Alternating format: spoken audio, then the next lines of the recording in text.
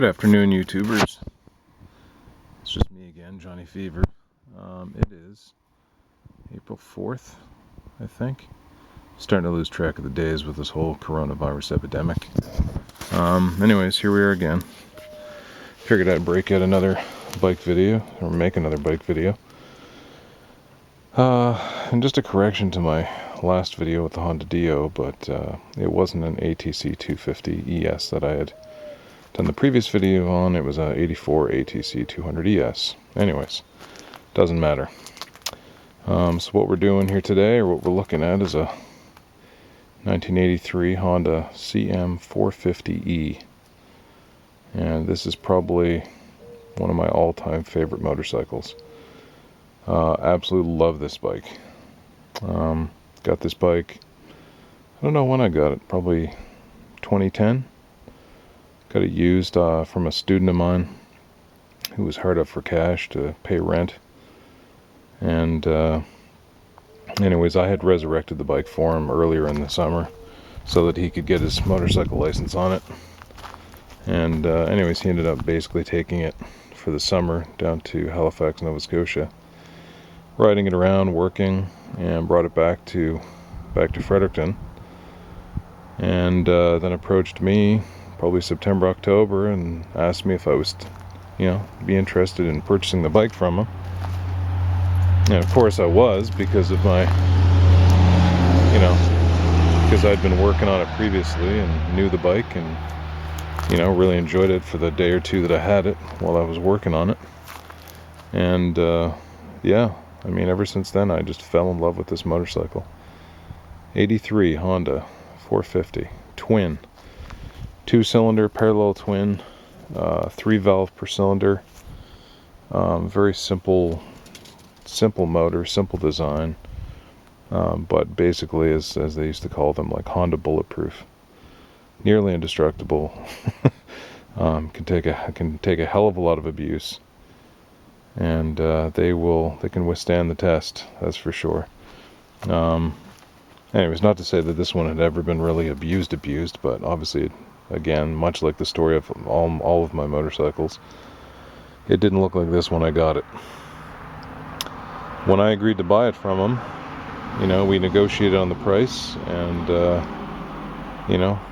he's like, well, what would you offer me? And I kind of jokingly said, how about $300? And he was like, sure, $300 and a case of beer. And then I'm like, okay, well, where's the motorcycle? And then he's like, well, it's uptown, in behind one of the stores on Prospect Street. And I was like, okay, all right, cool. So I went up to go get it at night there one night. Drove around the parking lot, couldn't find it. And it was all of a sudden over in the corner, I saw this shadowy object laying on its side in the darkness. And there it was. Somebody had run into it, knocked it over, and it had basically, all the gas had leaked out of the gas tank, and there was a big, black spot on the asphalt. A couple broken levers, odds and ends, just from laying on its side for God knows how long. Just abandoned basically in the parking lot. Anyways, brought it home, and many years later, and many, many kilometers later, here it sits. So, it's 2020, and she's still going strong. Although if you look at the odometer, so that is 96,697/98 kilometers. I'm really hoping that I'll be able to roll 100 thou on it and actually turn the odometer right back to zero again. But it just goes to show you the longevity of these bikes, And the one thing that I am absolutely obsessive about when it comes to the old bikes is, well, keeping the valves in spec and adjusted properly, and changing the oil religiously more often than not. Like I just finished actually just taking it out and just did a fresh oil and filter change on it. OEM Honda filter, OEM, I guess 1040 Honda oil. Not that matters, I guess. It's just whatever you can afford or whatever you think is best for the bike.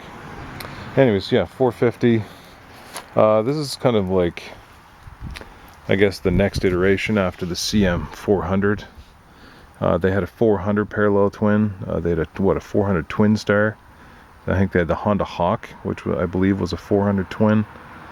They had the CB450 SC or 450 Nighthawk, which I do have a 3/4 Nighthawk or 450 Nighthawk in my basement here as a parts bike, basically just for the motor.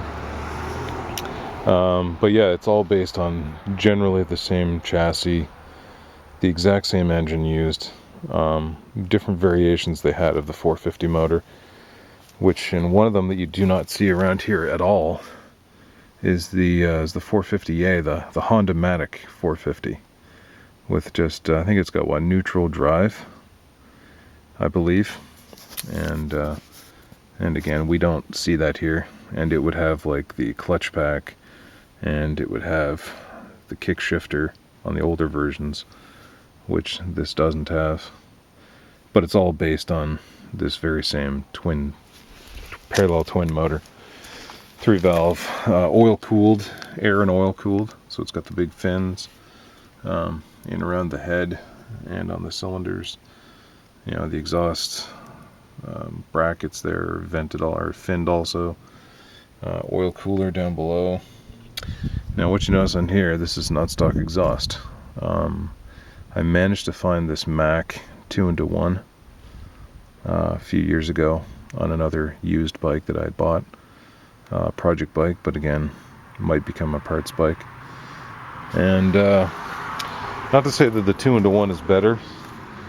The original 2-in-2 with the big muffler can set up underneath the bike, actually it sounded great, it worked well. I had put little shorty chrome turnout pipes on the ends of the muffler tips, because normally these mufflers, the factory ones anyways, but normally they would always rot out right at the junction, right where the collector exits into the muffler, so they'd always get holes in them, both at the back and up here, and then eventually they would just rust and rot and fall off.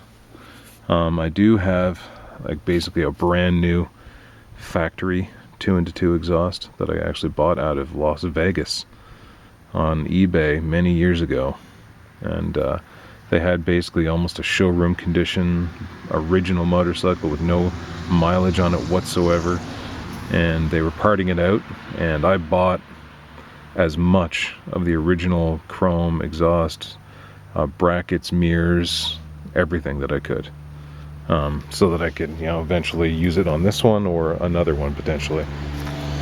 Because again, like these factory original mirrors, you know, hard to come across them now. Ones that aren't bent or beat up or smashed with the glass. You know, this thing obviously has its cosmetic issues, but you know, again, it's almost 100,000 kilometers, right? And what is it now? 37 years? 37 years, man, that's a long time. Some of the issues I've had on this bike, the electrical is starting to get a little shibby shade. I actually lost the headlight last year to the ignition switch. So, well, or however it is from the factory. Anyways, couldn't figure out why I lost power in the harness. So now basically the headlight is wired direct to the ignition. So as soon as you turn the ignition on, the light is always on. There is no high beam. All I have is low beam, because it's just simply straight power to low. And don't know why. Worked one morning when I left for work. Came out at the end of the day, went to go home, nothing. No light whatsoever. Just quit on me. So it's probably something in the wiring harness somewhere.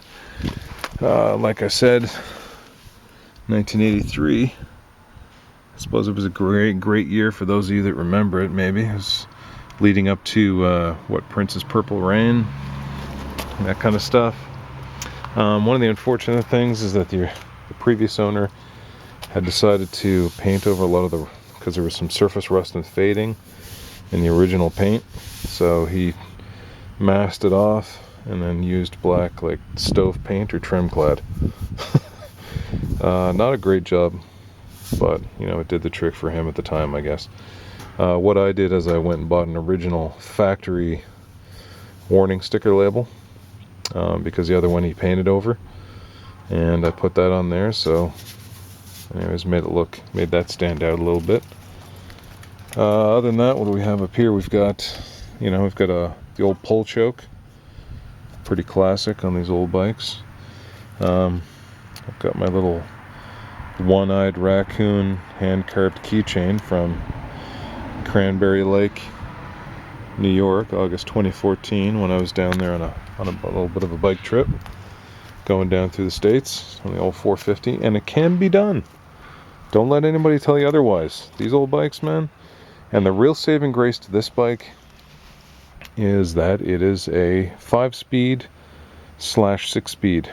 So you shift up through 5 gears, and then you shift up into a much taller 6th gear or overdrive gear, which is basically your highway gear for this bike. And so this is why you have an OD light on your instrumentation. So basically 6-speed manual. Your 6th gear is your tall overdrive gear for doing highway speeds, and it works. You know, you can easily, comfortably cruise.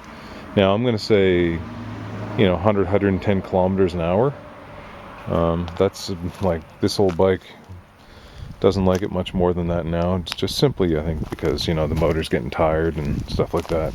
So that's about all she can handle, or that all she likes to handle. Obviously chain drive. Now I'm also a big stickler on chain and sprocket maintenance and keeping them clean and lubed up properly and adjusted properly. So this set of chain and sprockets I bought pretty much when I got the bike. Paid good money for good set of sprockets and chain, O-ring chain. And as long as you keep them clean, lubed, so I usually clean them with WD-40, like just spray it and then wipe it down, spin it, wipe it down with microfiber cloths to clean all the links as much as I can. And once I get all the WD-40 off, then I will wipe it down dry with a clean microfiber cloth. And ideally you do this when after you've gone for a ride, when the chain and sprockets are warm. That helps with the chain lube application. So then obviously on the center stand, put it up, spray it liberally on the inside of the chain, on the rollers, and in between the links where the O-rings are, with the I use a Honda clear chain lube. Tacky, sets up real nice. Clear, doesn't tend to build up, and seems to lubricate extremely well. And yeah, so just keep it clean, lubed, adjust it properly, and you will have a nice riding motorcycle for many, many years to come. Something this one does have is it has grease nipples on the pivot points for the swing arm axle, so you keep those greased up. You got the old carburetor's air box. You got to have electrics are in behind here, so this would be all your relays, fuses, most of that stuff. I'm actually running iridium plugs in this right now, just because I bought them years ago. Got a good set for cheap. Obviously seat comes off. There's 2 latches. There's one on this side, one on the other side. You spring the latches, pop the seat off. Underneath there you get access to your air box, which is just below here. I keep the registration under here. Taillights, actually I can probably pop the seat off, maybe.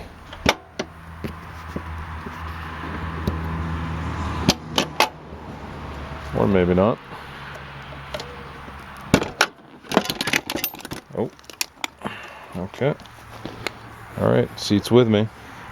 So underneath the seat, like I said, you have your airbox here, warning, accessories, and loading.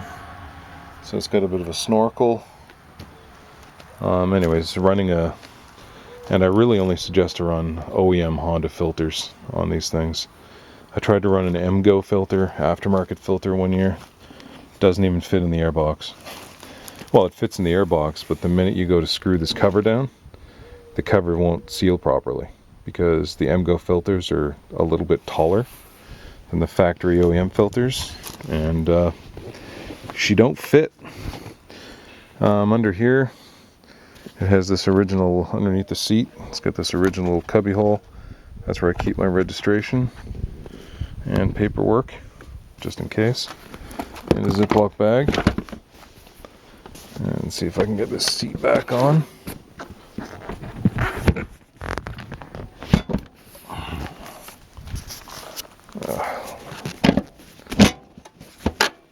There we go.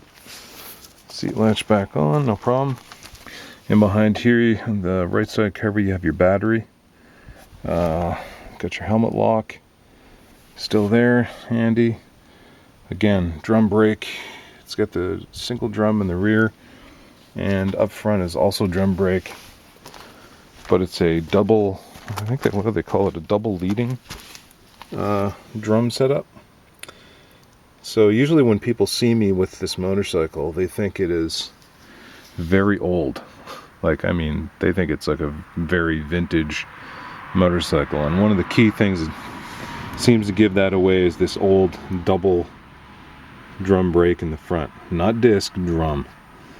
And I'm not gonna lie to you, I mean, I do like my drum brakes, surprisingly, because on a lot of this old vintage motorcycles stuff, I've had so many issues with the old disc brake systems, warped rotors, pads, sticky calipers, leaking calipers, you know, you name it.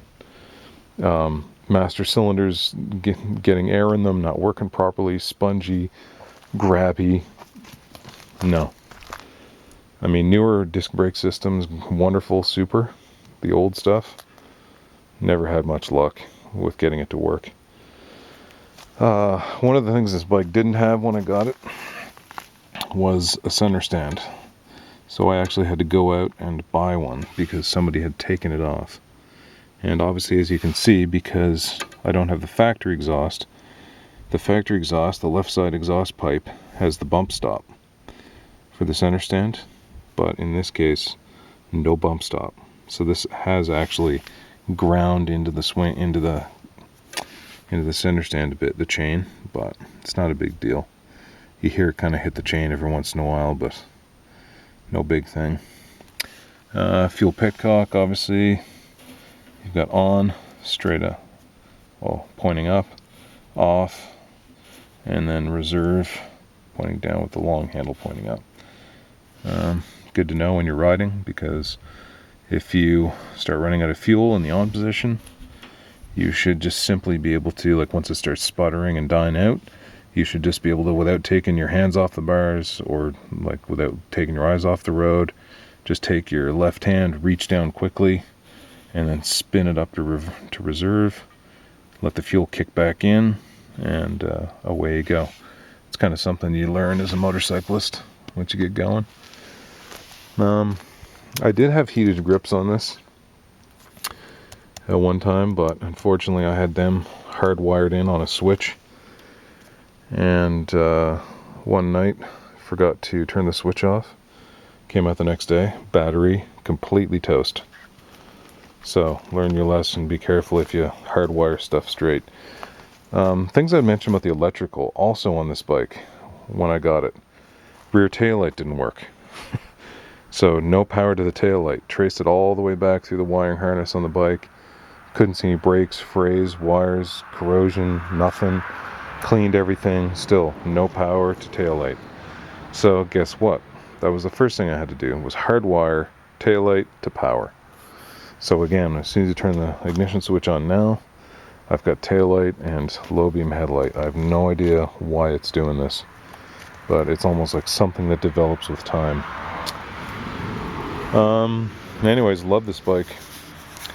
I tried to have an engine builder actually refresh this motor a few years ago, and basically he told me not to bother.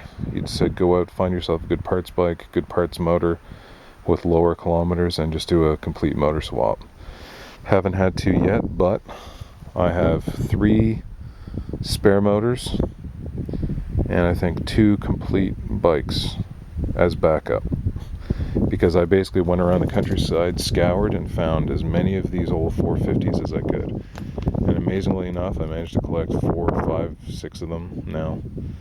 and I don't think I paid any more than $200 to $400 a piece at most, you know, for each of them, for all in total. And so if I ever need motors or parts or anything, I got plenty of them. And I'm telling you, man, I can't tell you enough good things about this bike. As an entry-level motorcycle, or even a very experienced long-term rider, I mean, like I said, I've got a CTX 1300 in the garage, but I still love riding this bike. You know, I've taken it places where people are just surprised. And even now when people see it, they're just blown away by the fact that it's a surviving bike and with such high mileage and still works so incredibly well. And yeah, 83 Honda CM450E. Just my coronavirus bike video day. And anyways, I hope you're all well out there. And maybe I'll yank another bike out of the basement. One of many. I've got bikes like SRX 600s, I've got CB 900F, 78 XL 350. If anybody's interested in a 78 XL 350, let me know, because it's probably a bike I would let go at this point. I've got an 82 XR 100 with a big bore kit, YSR 50. I've got all kinds of stuff. Anyways, maybe I'll do a YSR 50 video here next. Why not? What else are we going to do these days? Anyways, so as you can see, since the last time I videotaped, snow is going. Nice, sunny, beautiful day. Anyways, should be out doing maple syrup or something. Anyways, hope everyone's doing well again. And if you're not doing anything, get out there and ride. And I'll talk to you later. Peace out.